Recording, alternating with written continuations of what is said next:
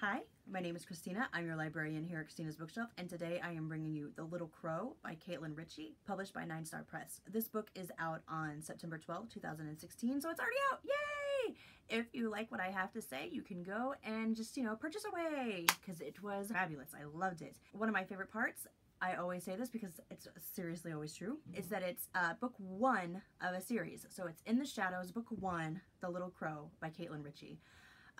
I'm happy that it's book 1 because when I finished, it was, to me, not complete. I had questions and I need answers, and so when I went back and I was like, is this it? And I saw that it was book 1, I was like, okay. It ends good, it wraps up a story, but like I said, to me, a reader, when I dive into it, I was just like, oh my gosh, and I just gobbled up all this information.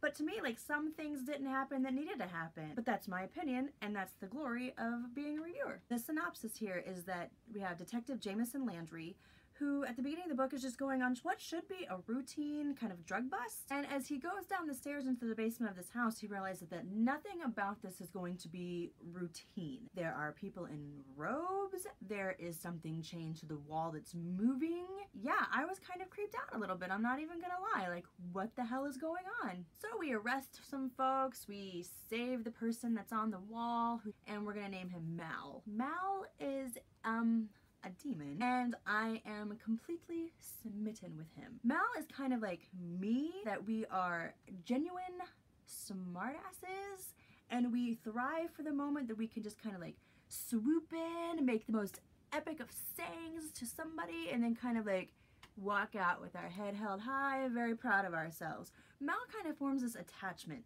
to Detective Jameson. It's not like he's attached to his soul or his spirit and now they're one. No, it's more like stalker attachment. He kind of doesn't want to leave him alone. Jameson has brought out this really curious side of Mal, and he's just, I'm gonna hang around you. You fascinate me. And I was just quite fascinated to see the relationship between the detective and Mal, and then how Mal just goes and does this huge thing that I was not expecting. I was kind of in shock, awe, and oh my god, what's gonna happen from here? And what happens is just I'm still kind of processing it. It was horrible what happened and what had to go down, and for a moment you're like, man, you really feel bad for a demon, but then you're like, he's a demon, but you kind of feel bad, but he's a demon.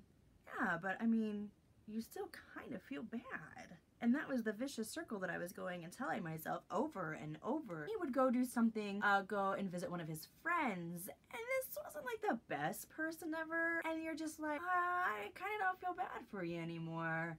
And then something of epic proportions would happen, and you'd be like, oh, poor Mal. And like this epic thing that happens. This is where I'm so happy there's gonna be a book 2, because so many things need to be discussed between the main characters, and so many things need to be battled out and talked about. And I was happy where this ended, but me being a reader have so many questions about things. Even though I got to see both points of view and perspective on different situations, which was fantastic. I loved it. Start off with one, and so you really get to know that character, and then the other character is just kind of like, yeah, okay. But then to get to meet the other main character and get his point of view and how he sees things really built the story up for me. Really got me to see, the whole perspective, all the angles that were going on. So The Little Crow, it's a really intense, it can get dark, a fascinating journey of Detective Landry finding Mal kind of attaching himself in a very stalkerish kind of way to Detective Jameson, and just watching how they kind of maneuver and flow about. Essentially you have a light Landry and a dark Mal, and how they balance and go and ebb and flow. And I loved like every second of it. As I said, it's out now, so if you would go to 9 Star Press and make yourself a profile and buy it from them, that would be fabulous. 1, you're supporting a small publisher. 2, the author gets more money. And 3, Amazon gets none. If you're just a diehard fan of the one click, I totally get you. I will also leave the Amazon link down below for you. If you've liked what you've seen here, even with this wonderful sinus infection that I have brought to you, I'm gonna ask that you like, comment, subscribe to my YouTube channel. I would love to be one of those people that says, look for a review every Monday, Wednesday, and Friday.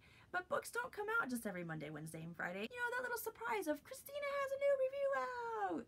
Also, if you're like, hey, that chick is pretty awesome, I'd like to follow her around a little bit, I totally support that. And I will leave down below for you also my Facebook profile page and Twitter. If you have a book or an arc you'd like me to read, I will also leave my email address for you down below. The Little Crow by Caitlin Ritchie, book 1 in the Shadows series by 9 Star Press, out now, 4 stars.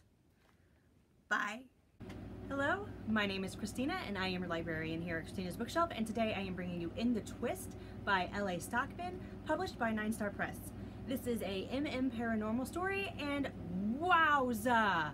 Like, the first 2 paragraphs just like hit you right in the face with this book.